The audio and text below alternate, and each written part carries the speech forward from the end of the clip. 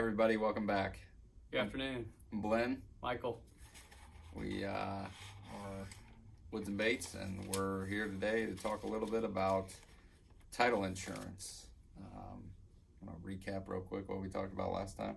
Yeah, I think last time we talked about whether or not it would be necessary to consult an attorney whenever you're purchasing real estate. We talked a little bit about different contingencies and standard real estate contracts and why you might want an attorney to review those documents before signing off and entering into a contract of probably one of the largest purchases you'll make. So now we want to make sure that property that you are buying or selling is actually owned by you or is owned by the seller. So maybe we can talk a little bit about why title insurance is necessary. So I guess maybe a little history of title insurance and how it's kind of come about. Quite a while ago, the way that people investigated ownership on real estate is there were abstracting companies, and they put together abstracts that showed you how title had transferred over the years, and it would go back until the beginning of time, and they looked kind of like this. They were big, thick documents that had copies of deeds and easements, and everything that was of record was on that abstract of title. And what would happen is attorneys would review that, and they would issue an opinion on the title, and the person that's buying would review that opinion, and they'd say, okay, these are the things that we need to resolve before we can purchase the property.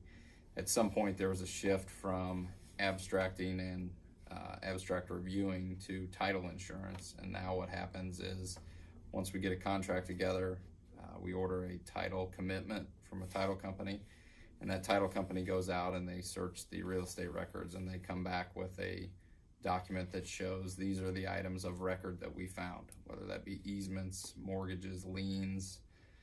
This is who we believe is the record title owner of the property, so that we can know our seller is the one that owns it or they're not the one that owns it, and those are the things we potentially need to resolve before we get the deal closed. So we have our contract, I guess.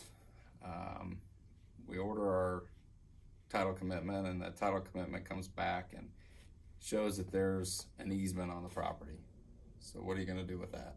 That easement will run with the land. If you are okay with those encumbrments, then you accept the title as it is with those easements of records, and those pass forward with the land at the transfer of this sale. The one thing that you don't want to transfer on with the property is a lien. So if somebody files a lien on a property, maybe you can explain what that means. So typically what you're going to see, I think, and you can agree or disagree with this, the typical things when you're buying residential real estate, at least, you would see a mortgage. The current owner may have a mortgage on the property. That's going to be a lien that's going to have to be satisfied before the buyer takes title to clear the title.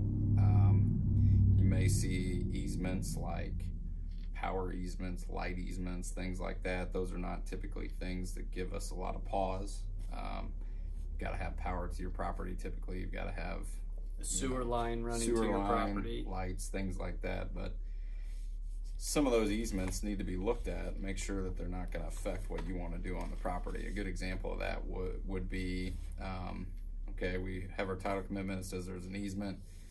We get a copy of that easement document, and we review it, and we see that there is an easement that runs straight across the property, right down the middle for a gas line. And we know that our client as a buyer wants to build a house on that property. Think that would be a problem? I think that'd be a big problem. It would be a problem because if you build that house over that easement, and the person that has that easement needs to come in and they need to make repairs or whatever, they would have the right to remove that improvement from the property in order to make those repairs, because that easement is a matter of record, and it's a matter that you're taking the property subject to. Now, a lot of times those aren't the types of issues that come up, but those are the types of things that we're looking for. And then if we find these things are all right, let's go ahead and get the deal closed. The seller would typically pay for a title insurance policy in the amount of the purchase price for the buyer, and that title insurance policy is going to protect the new buyer for a lot of things. that may arise later that may not have been of record. So some of those would be fraud. Some of those could be items that weren't recorded necessarily when the real estate records were searched. Have you heard at all about this new scam that people file fraudulent deeds, and then they'll go out and they'll take mortgages on a property, and it won't have really actually been transferred, and that's a big problem because that would affect the title of the buyer of the property. And I don't know if you've run into that or not, but it's an issue. I have not run into it, but I will tell you at the Logan County Recorder's Office, they are encouraging to sign up for what is called a property fraud alert. So if you go in there and I believe it's an online program, you sign up and you say, this is my full name, I'm Michael Fleshman, I own a property at XYZ address, please notify me if there are any documents that are recorded on this property, so I know that, if I didn't parcel off this land and sell a portion of it, then why in the heck is there somebody going and recording anything on my property? If I had no knowledge of it and I didn't do anything explicitly myself, then they give you a notification and you can go in there and take care of that problem immediately, rather than 2 or 3 years down the road, if you go to sell that property and it turns out, like Blinn mentioned, somebody recorded a fraudulent deed, took out a fraudulent mortgage, and now you have that mortgage encumbering the land and you're not able to transfer it as easily as you had anticipated. Yeah, and I think caveat to that is title insurance isn't going to solve all your problems, but it's going to protect you from a lot of the things that may arise. It's an important subject. I think it's an important thing to have somebody that knows what they're doing look at before you commence the purchase of real estate, certainly. I think another common lien that comes up along with the mortgage in almost every residential sale is your property taxes. They're always paid a year later. So the property taxes that were assessed in the year of 2018, they're just now becoming due this time in 2019. So if somebody goes and sells a property at the beginning of 2019, there is going to be a lien on the property for 2018 property tax plus 2019. So you want to make sure those property taxes get paid too. And that's going to show on the title commitment too that those taxes are unpaid if in fact they're unpaid. There's a lot of issues that could come up. We've touched on a few of them, and we've probably gone on a little longer today than usual.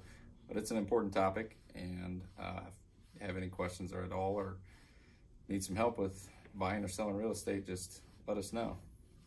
Agreed. So we had Mr. Strope come back last night. Yeah, I heard he threw pretty well. Yeah. Hat still cockeyed. The lights were in his eyes last night, so we'll forgive him.